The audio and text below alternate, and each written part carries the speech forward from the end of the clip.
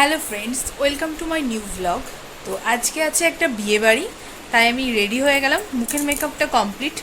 এবার এখন পরে নেবো শাড়ি, তারপর শাড়িটা পরে তোমাদের সামনে আসছি। তো এখানে আমি এখন শাড়ি পরে রেডি হয়ে গেছি। তো চলো তোমাদেরকে দেখিয়ে দিই।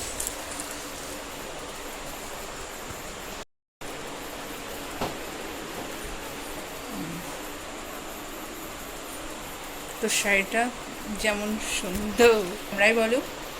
তো চলো এখন জুয়েলারিটা পরে নেওয়া যাক। তো এই যে এটা আমার ফাইনাল লুক,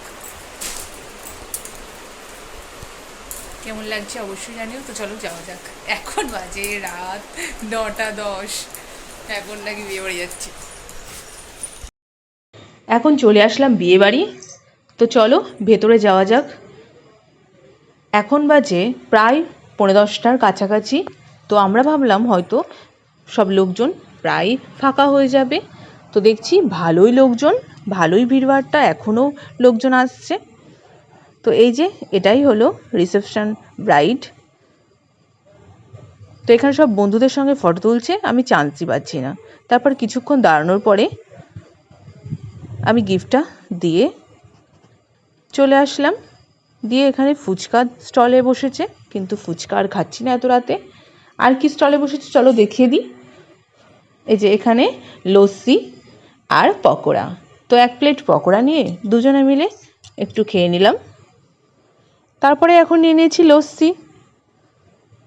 তো লস্যিটাও একটু খেয়ে নিয়ে এখন চলে এসেছি মেন কোর্সের, যেখানে খাবার জায়গায়।